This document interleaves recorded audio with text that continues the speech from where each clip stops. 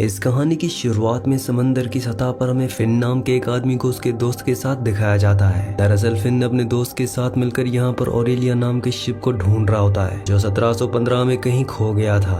ये वो शिप था जो खजाने से भरा हुआ था और फिन पिछले 8 सालों से इसकी तलाश कर रहा है। वो अपने दोस्त के साथ समंदर के नीचे सबूत ढूंढने के लिए ड्रिल कर रहा होता है। ड्रिलिंग मशीन ऊपर उसकी बोट पर रखी हुई होती है जो एक जनरेटर मशीन से चल रही होती है और तभी जनरेटर में स्पार्क होता है जिससे कागज में आग लग जाती है। वो कागज उड़कर इनके सामान में चला जाता है जिससे इनकी की पूरी बोट पर आग लग जाती है और जल्दी वो बोट समंदर की सतह से टकराती है जिससे बहुत सारी मिट्टी उड़ती है और इस मिट्टी के उड़ने से फिन के हाथ में एक प्लेट का टुकड़ा आ जाता है जो प्लेट का टुकड़ा 1715 का होता है। दरअसल रानी के दहेज में ये प्लेट उसे दी गई थी और इस प्लेट के टुकड़े को पाने से वो बहुत ज्यादा खुश हो जाते हैं। फिन अपने दोस्त के साथ पानी के ऊपर आ जाता है और ये दोनों देखते हैं कि वहाँ पर इनकी बोट नहीं है। दरअसल इन दोनों बेवकूफों को ये पता ही नहीं था कि जिस चीज के गिरने से रेत उठी थी प्लेट इनके हाथ में आ गई थी वो उनकी बोट ही थी जो पानी में डूब चुकी है। ये दोनों के दोनों अब समझ चुके हैं कि इनकी बोट पानी में डूब चुकी है और तभी यहाँ पर 2 लोग आते हैं जो फिन को गन पॉइंट पर अपने साथ अपने बॉस के पास दूसरे शिप में ले जाते हैं। ये एक गैंगस्टर है और उस गैंगस्टर ने फिन को बहुत पैसे दिए थे और अब इसे अपने पैसे चाहिए, लेकिन फिन के पास कोई भी पैसा नहीं बचा। उसके पास सिर्फ एक बोट थी जो अब डूब चुकी है। फिन उसे वो प्लेट का टुकड़ा दिखाता है और बताता है कि ये प्लेट उस खजाने वाले शिप में थी जो आज से कई 100 साल पहले पानी में डूब गया था और अब मुझे पता है कि वो उसी जगह के आसपास होगा जहाँ पर मुझे ये प्लेट मिली थी। मैं उस शिप को ढूंढ सकता हूँ, इसमें मुझे तुम्हारी मदद चाहिए। गैंगस्टर को वो प्लेट का टुकड़ा दिखाता है। गैंगस्टर को लगता है कि ये कोई आम सी प्लेट है, इसीलिए वो उसकी बातों पर यकीन नहीं करता और अपने लोगों से कहता है कि इसे पानी में फेंक दो। गैंगस्टर के आदमी उसके पैर में जंजीरों के साथ भारी चीज बांधकर उसे पानी में फेंकने लगते हैं, लेकिन वो अपने आप को रोकने की कोशिश करता है और उसी हाथापाई में वो एक आदमी की गन निकाल लेता है। वो उसे पानी में फेंक देते हैं, लेकिन वो उनके शिप को पकड़ लेता है और दोनों को जख्मी कर देता है, पर बाद में वो खुद भी पानी के अंदर गिर जाता है। उसके पैर पर भारी चीजें बंधी हुई हैं, इसलिए वो पानी के नीचे चला जाता है। तभी वो देखता है कि कुछ ही दूरी पर गन भी है। वो किसी तरह से उछलता हुआ गन तक पहुंच जाता है। अब वो जंजीर को गोली मारकर तोड़ता है और पानी के ऊपर वापस आ जाता है और अब उसे आज कोर्ट भी जाना है क्योंकि आज उसकी वाइफ से उसकी डिवोर्स का केस है। वहीं कोर्ट में उसकी वाइफ और जज उसका इंतजार कर रहे होते हैं, लेकिन बहुत देर तक वो नहीं आता और जज कहता है कि अगर अगले 15 मिनट तक वो नहीं आया तो उसकी सारी प्रॉपर्टी जितनी भी उसके पास चीजें हैं वो सब तुम्हारी हो जाएंगी और तुम्हें डिवोर्स भी मिल जाएगा। और होता भी ऐसा ही है। फिन उस जगह लेट पहुंचता है। तब तक जज अपना फैसला सुना चुका होता है जो फिन की वाइफ के फेवर में जाता है। फिन अपनी वाइफ को समझाने की कोशिश करता है, लेकिन उसकी वाइफ कहती है कि मैं तुमसे परेशान हो चुकी हूँ। 8 साल पहले तुम मुझे खजाने के लिए छोड़कर चले गए थे और अब मैं अपनी लाइफ को अपने तरीके से जीना चाहती हूँ, अपनी स्टडीज को कंप्लीट करना चाहती हूँ। फिन उससे पूछता है कि इसके लिए तुम्हारे पास पैसे कहाँ से आएंगे। वो बताती है कि जज ने मेरे फेवर में फैसला सुना है और तुम्हारी जितनी भी चीजें हैं अब उन पर मेरा हक है। मैं तुम्हारी बोट बेचकर अपनी स्टडीज को पूरा करूंगी। फिन उसे बताता है कि मेरी बोट डूब गई। ये सुनकर टेस को बहुत गुस्सा आता है और वो एक छड़ी से उसके सिर पर वार करती है, लेकिन अब वो टेस को बताता है कि मुझे वो जगह मिल गई है जहाँ पर वो डूबा हुआ जहाज है जिसके अंदर खजाना है। वो कागज पर उसे एक लोगो दिखाता है जो उसी शाही प्लेट का होता है जो उसे उस गैंगस्टर ने ली है। टेस इस लोगो को देखकर बहुत खुश हो जाती है क्योंकि वो इस लोगो को पहचानती है। वो कहती है क्या तुम मुझे प्लेट को दिखा सकते हो। वो कहता है कि वो प्लेट इस वक्त मेरे पास नहीं है। टेस को लगता है कि फिन उससे झूठ बोल रहा है, इसलिए टेस मायूस होकर यहाँ से चली जाती है और अपनी पुरानी जॉब को एक बार फिर से ज्वाइन कर लेती है जो कि यॉट में होती है। उसके बॉस का नाम निगल है। दरअसल वो किसी भी तरह से पैसे कमाना चाहती है ताकि पैसे जमा करके वो शिकागो जाकर अपनी स्टडीज को पूरा करे। वो अपने बॉस के पास जाती है और कहती है कि हमें यहाँ से निकल जाना चाहिए। दरअसल वो नहीं चाहती कि फिन यहाँ पर पहुंचे,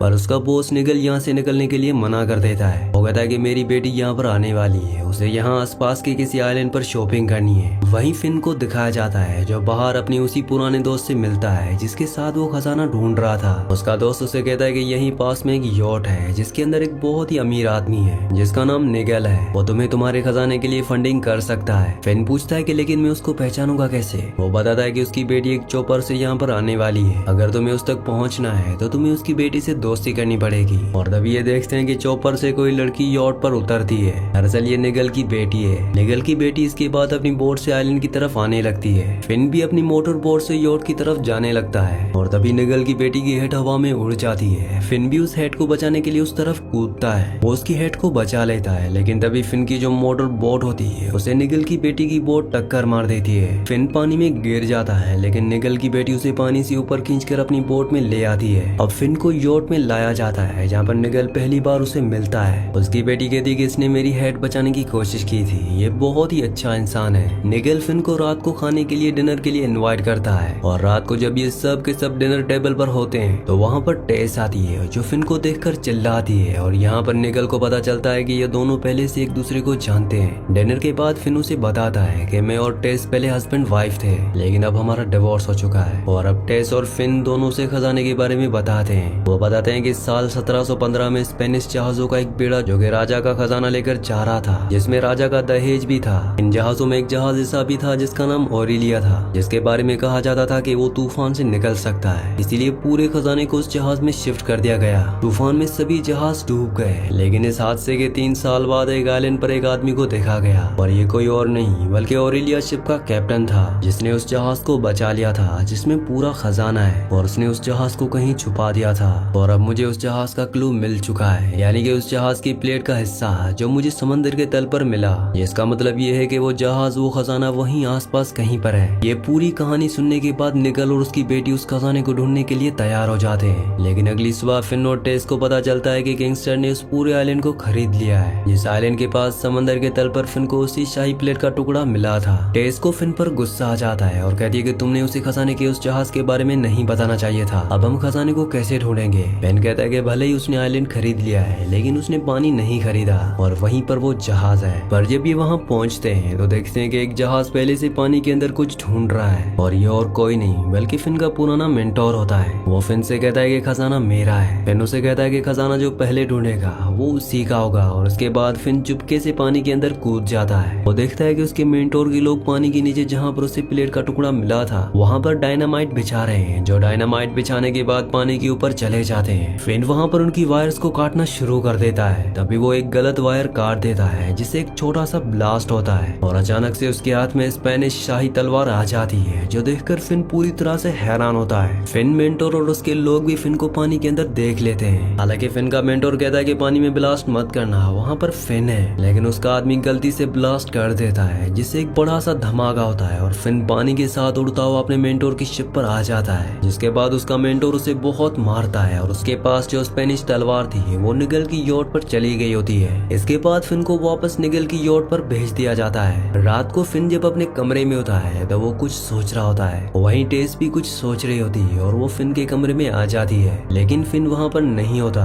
दरअसल अब वो आइलैंड पर पहुंच चुका है जहाँ पर गैंगस्टर का घर है। वो गैंगस्टर के आदमियों से कुछ पूछना चाहता है और गैंगस्टर का आदमी बैंड से उसके ऊपर हमला करता है जिससे वो बेहोश हो जाता है और जब उसे होश आता है तो वो गैंगस्टर के सामने होता है। फिन उसे कहता है कि जिस आदमी को तुमने खजाना ढूंढने का काम दिया है वो कभी मेरा मेंटोर हुआ करता था, वो तुम्हारे लिए खजाना नहीं ढूंढ सकता, मैं तुम्हारे लिए खजाना ढूंढ लूंगा, बदले में मैं तुम्हें 10% खजाना भी दूंगा। ये बात सुनकर गैंगस्टर हंसता है क्योंकि उसे पूरा का पूरा खजाना चाहिए। वो कहता है कि अगर तुम मेरे लिए खजाना ढूंढोगे तो मैं तुम्हें जिंदा छोड़ दूंगा और उसके बाद वो फिन को छोड़ देता है। फिन वापस यॉट में आ जाता है जहाँ पर वो टेस से मिलता है। टेस उसे पूछती है कि तुमने गैंगस्टर से कितने पैसे लिए हैं। वो कहता है कि मैंने उसे $60,000 लिए हैं और अगर वो मैंने उसे वापस नहीं लौटा है तो वो मुझे मार देगा। अगली सुबह होने के साथ साथ वो सब के सब एक बार फिर से समंदर के तल पर खजाने को ढूंढना शुरू कर देते हैं, पर पूरा दिन ढूंढने के बाद भी उन्हें खजाने का नामो निशान वहाँ पर नहीं मिलता। रात को फिन, टेस, निगल और उनके सभी साथी बैठे होते हैं। ये सब के सब हताश होते हैं, इन्हें समझ नहीं आता कि इन्हें वो खजाना, वो शिप क्यों नहीं मिला। फिन कहता है कि यहाँ का पानी बहुत साफ है, अगर यहाँ पर वो शिप होता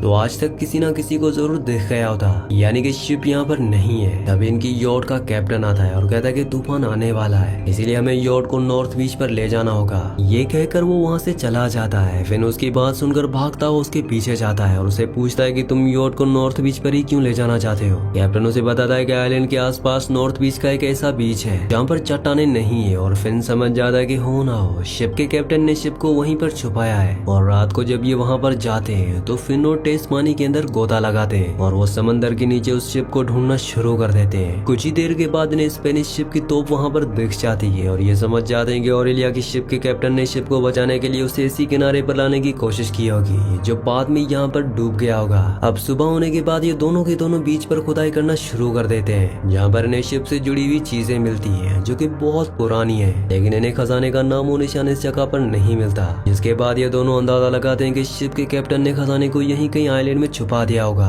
और यहाँ आइलैंड पर एक बहुत पुरानी चर्च है। ये कहते हैं कि उस चर्च चर्च में हमें खजाने का कोई क्लू मिल सकता है। ये दोनों के दोनों उस चर्च में पहुंच जाते हैं जहाँ पर बहुत पुरानी किताब होती है और तभी टेस एक किताब पढ़ती है जिसमें लिखा होता है कि मैं यहाँ पर आने वाला पहला इंसान नहीं था, बल्कि स्पेनिश भी यहाँ पर पहले आ चुके हैं। यहाँ पर एक औरत भी थी जिसका नाम ऑरेलिया था और उसकी कब्र अब भी वहीं पर है। ये सुनकर ये दोनों के दोनों हैरान हो जाते हैं क्योंकि ऑरेलिया किसी औरत का नाम नहीं बल्कि उस शिप का नाम था जिस शिप के अंदर खजाना था। ये दोनों अब कब्रिस्तान में जाते हैं जहाँ पर इन्हें ऑरेलिया नाम की कब्र मिल जाती है और जब ये उसे खोदते हैं तो उसके अंदर से एक ड्रम निकलता है जिसमें कुछ नोट्स होते हैं जो शिप के कैप्टन ने लिखे थे और उसने लिखा होता है कि बहुत ढूंढने के बाद मुझे इस टापू पर खजाना छुपाने की जगह मिल गई, लेकिन उस खजाने को कोई भी ढूंढ नहीं सकता क्योंकि जिस जगह मैंने खजाना छुपाया है वो एक डेड ट्रैप है जिसमें पूरे साल पानी भरा रहता है। सिर्फ दिसंबर में 1 या 2 बार ही वहाँ पर इंसान जा सकता है। ये सब सुनने के बाद फिन समझ जाता है कि उसने खजाने को ब्लू होल में छुपाया है। ब्लू होल वो होता है जो समंदर से जुड़ी हुई एक तरह की गुफा होती है जो सतह पर आकर खुलती है, लेकिन यहाँ पर हमेशा पानी भरा रहता है। पर इससे पहले कि ये दोनों उस जगह चाहते हैं, यहाँ पर गैंगस्टर अपने आदमियों के साथ आ जाता है। वो फिन से वो डायरी मांगता है जो उसे कब्र के अंदर से मिली थी। फिन डायरी उसकी तरफ फेंक कर मारता है और उसके बाद इनके बीच में हाथापाई होना शुरू हो जाती है। फिन और टेस किसी तरह से यहाँ से बाइक लेकर निकल जाते हैं और तभी टेस बाइक से गिर जाती है और जब फिन पीछे देखता है तो अचानक से उसकी बाइक एक पहाड़ी से नीचे गिर जाती है जिससे एक ब्लास्ट होता है। टेस को लगता है कि फिन मारा गया, वो जोर से चिल्लाती है। यहाँ पर गैंगस्टर भी अपने आदमियों के साथ यहाँ पर आ जाता है और ये टेस को पकड़ लेते हैं, जिसके बाद ये उसे ब्लू होल के पास ले जाते हैं क्योंकि अब इन्हें पता चल चुका होता है कि खजाना कहाँ पर है। ये टेस के पेट पर रस्सी बांधते हैं और उसे ब्लू होल के नीचे भेजते हैं। टेस जब नीचे जाती है तो देखती है कि वहाँ पर पानी के अंदर एक सुरंग है। वो सुरंग के अंदर जाती है और नीचे तल पर उसे खजाना दिख जाता है। यहाँ पर स्पेनिश तोप भी होती है। वो अपने पेट से रस्सी खोलकर तोप के साथ बांध देती है और वहाँ पर खजाने का बॉक्स पकड़ लेती है क्योंकि उसे पता है कि पानी का प्रेशर बहुत जल्द आने वाला है। और जैसे ही पानी का प्रेशर आता है उसके हाथ से खजाने का बॉक्स छूट जाता है, जिसकी वजह से उस बॉक्स के अंदर जो सोने के सिक्के होते हैं वो पानी के प्रेशर के साथ फव्वारे की तरह ऊपर से बाहर गिर जाते हैं। जिसे देखकर गैंगस्टर के लोग समझ जाते हैं कि खजाना यही पानी के अंदर ही है और अब ये दोनों के दोनों पानी के अंदर गोता लगाते हैं। वहीं फिन को दिखाया जाता है जो अभी भी जिंदा है। वो अपने मेंटोर से खजाना ढूंढने में उसकी मदद मांगता है। अब फिन भी इस जगह पहुंच चुका है। गैंगस्टर उसे देख लेता है, उस पर गोलियां चलाता है, पर फिन तब तक ब्लू होल तक पहुंच जाता है। वो देखता है कि नीचे टेस है। वो टेस को बचाने के लिए नीचे कूद जाता है। गैंगस्टर के दोनों आदमी नीचे होते हैं और अब एक बार फिर से पानी का प्रेशर यहाँ पर आने वाला है, इसीलिए टेस फिन को भी अपने साथ रस्सी से बांध लेती है। लेकिन इससे पहले कि पानी का प्रेशर दोबारा आता, यहाँ पर गैंगस्टर का एक आदमी सोने के सिक्कों का बॉक्स लेकर ऊपर पानी की सतह पर उस तक पहुंच जाता है। गैंगस्टर उसे पूछता है कि मेरा दूसरा आदमी कहाँ पर है। वो कहता है कि वो अभी भी पानी के अंदर ही है और तभी गैंगस्टर देखता है कि ब्लू होल के अंदर से पानी का बहुत जोर से प्रेशर निकला है जो लाल रंग का है। दरअसल उसका आदमी भी इस प्रेशर के साथ ऊपर आया था जो चट्टानों के टकराने से मर गया।